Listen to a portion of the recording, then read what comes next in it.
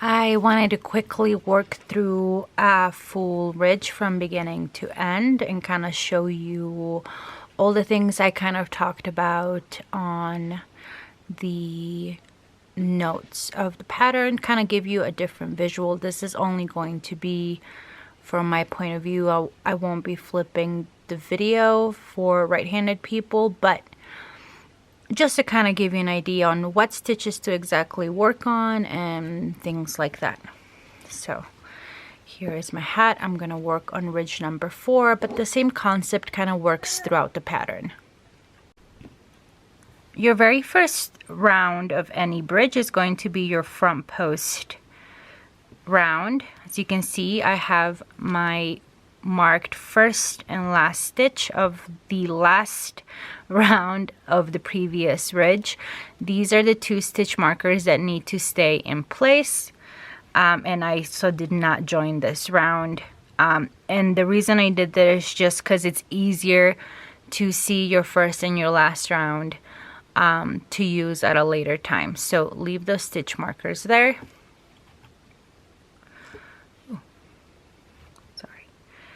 And let's start with our front post half double crochets. I know usually on a front post it's hard to do on a single crochet. On a half double crochet or on a double, you would go underneath that post, but we're going to be working them slightly different. So for this one, we're going to go right underneath that V, or technically where you would place your hook for a regular stitch, but on this one we're going to come out on that next stitch, and that is us grabbing our post and do our half double crochet and insert our stitch marker. Now you're going to come in through the same hole or V you came out your previous stitch, and you're gonna come out right underneath that next V and do your half double crochet. So we're going to continue to do this all the way around, and then I will get back with you guys at the end of this round so we can start the next one. I'm about to work the very last front post. Make sure that on this round you do count all your stitches to make sure that you have the right amount. This last front post, you can easily skip it because you feel like you came out, when you work this front post, you came out on the last stitch, but technically it's not that last stitch. You're going to insert your hook on that last marked stitch, and you're actually going to come out on that first stitch that you marked. So, and this is why it's important to also mark that first stitch of this current round, because as you can see, it kind of hides where your stitch begins, especially because we went from a row round that wasn't joined to a one that we're currently now going to join. So I'm going to join my front post round, and I'm just gonna leave it marked so you can kind of see it. Now that second round after your front post round is going to be a next round. So instead of starting our round on the same stitch as we joined, we're actually going to start on the next one. So that's my join, that's my next stitch, and I'm going to insert my hook and make my first half double crochet, and I'm going to mark it, and I'm simply going to half double crochet all the way around, and I'll meet you back when I finish this round. I know this is going to be like a short bunch of clips. I just want to make sure that I'm visually, other than pictures, showing you everything that I'm doing on how these rows begin and end and how all these little details are worked up, so it's not confusing. I do hope that I am not confusing you more with this video. So I'll meet you guys back at the end of this round.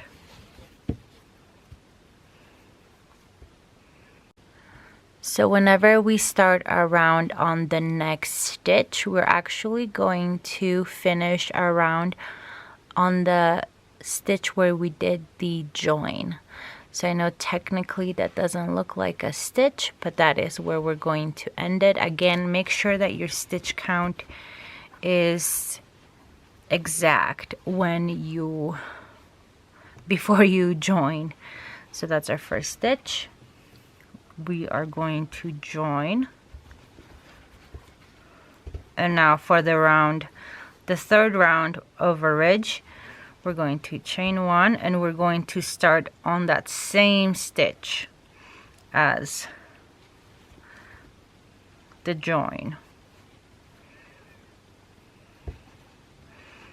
and then we're going to half double crochet all the way around.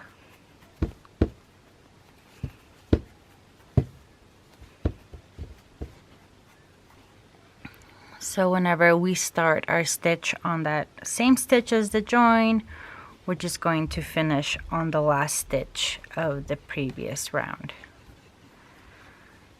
So we did our front post, our next stitch, our same stitch. This third round of your ridge is usually going to be your invisible join round.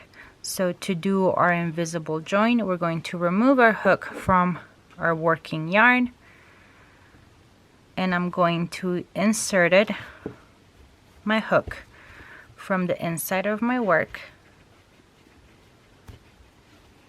right? So I have the outside of my work looking at me. I came from the inside of the hat and inserted my hook, and I'm just gonna grab my loops like this, and then I'm going to just pull them through, and that kind of gives you a not so rough line. That's our invisible join, and that's what that invisible join means. Now before we continue, this is where you're going to need a 4th stitch marker, and so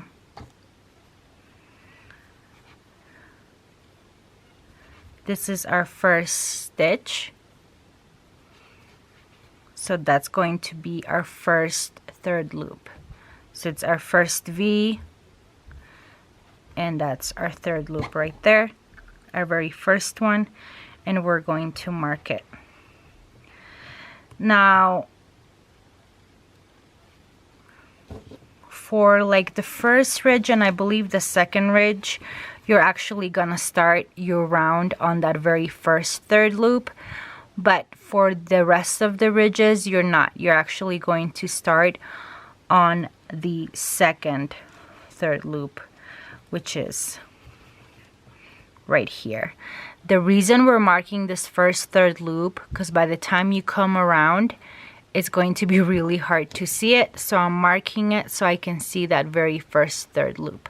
So for this round we're starting on the next third loop, so skip that first one. We're going on our second third loop and working our half double crochet, and then moving our first stitch marker to see our very first stitch, and then we're going to half double crochet on those third loops all the way around. So I am on the last stitch of the previous round, on that last third loop only. Now you're gonna want to use this one, but that's actually the joining chain.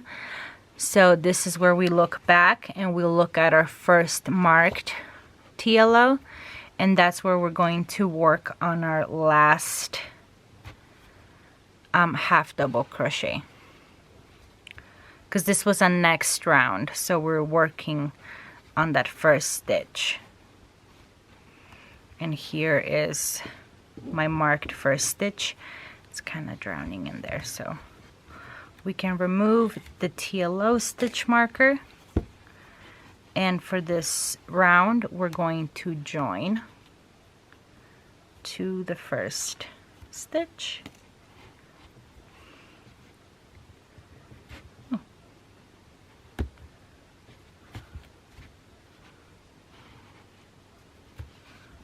So we're going to join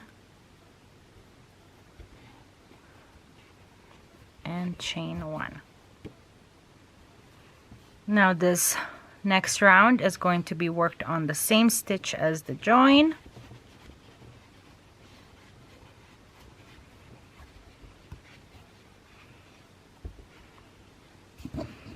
Going to mark our first stitch, and we're going to half double crochet all the way around. So I just finished the 5th round from a ridge, and now this is where we're going to fold a ridge. So let me zoom out a little bit. Oops. So we're not joining this round. So first I'm going to fold everything down so we can really pull out and bring to the top that round that we marked. So stretch it out, and now we're going to bring this edge down like this.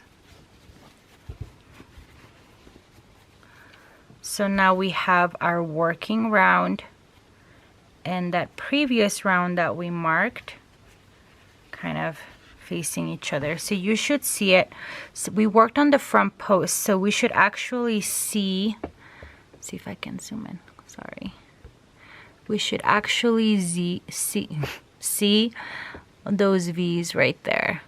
Your regular stitches are right there, and then this is our working round.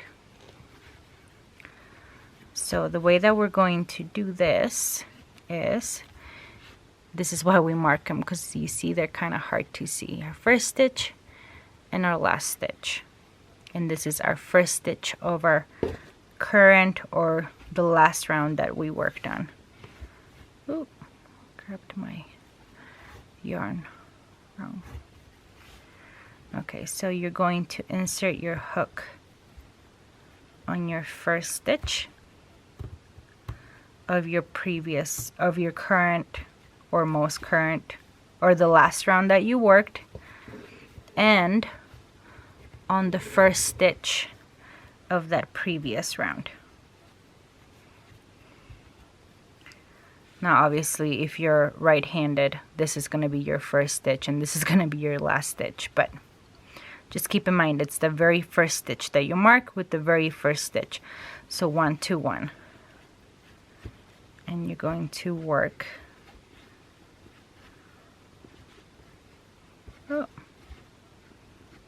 oh yeah, sorry, I like to insert my hook first, then remove my stitch markers. This makes it easier. There you go, that's why it wasn't working. Now you gotta make sure that this round stays tight because you are joining 2 rounds. It's easy to loosen your tension. Oh. That's your first single crochet, and you're gonna mark it. And now you're just going to match your second stitch to your second stitch,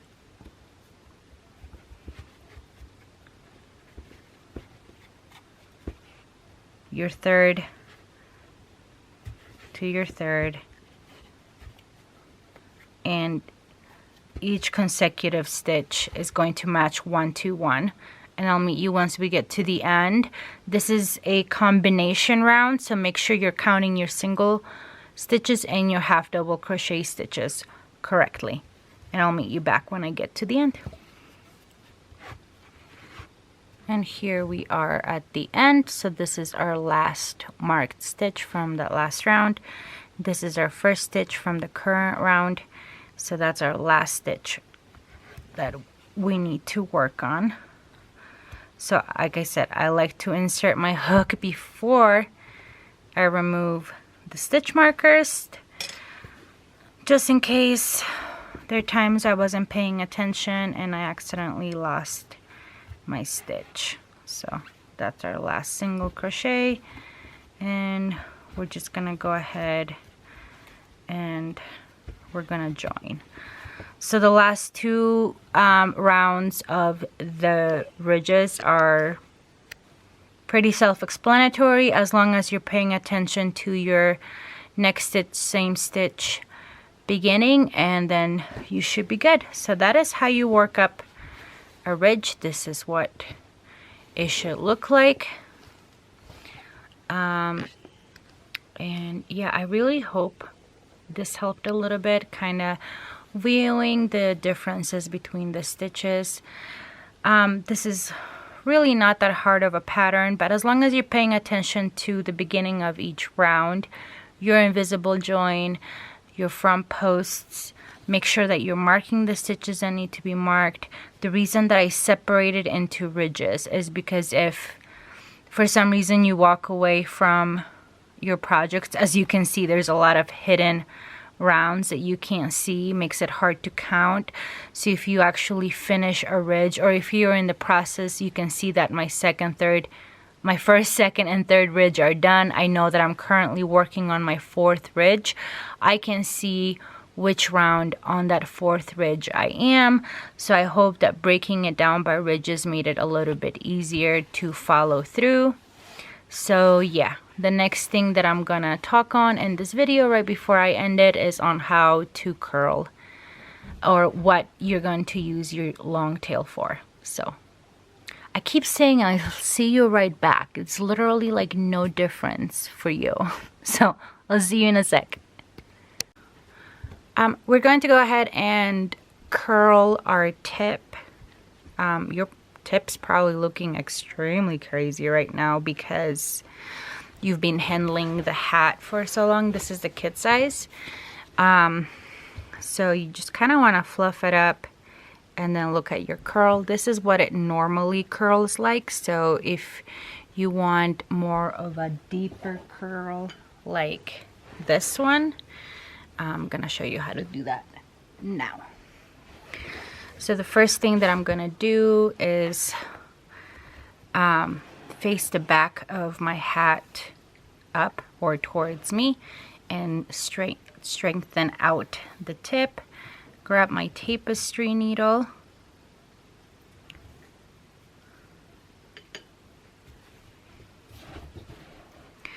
and make sure that you have it centered.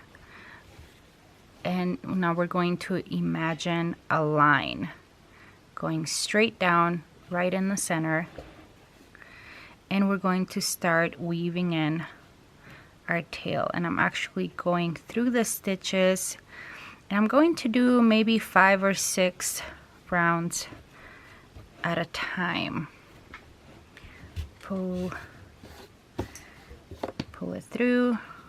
Oops, I'm getting tangled here. And then now I'm going to just slightly pull on that tail, and you can see it's slightly curved there. Go through again. Oh, see, this is why we need to look at it straight. So I was going down wrong. Go through a few more rounds.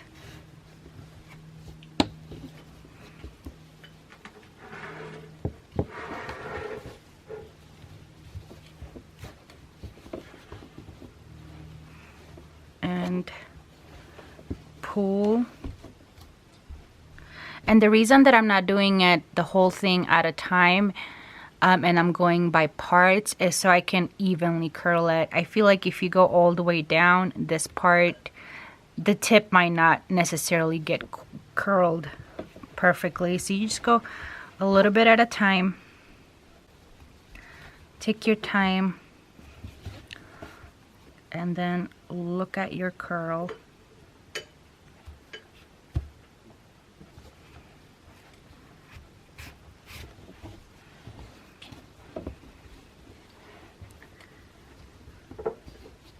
Make sure you fluff it up as you're going, so you can make sure that it's curling correctly.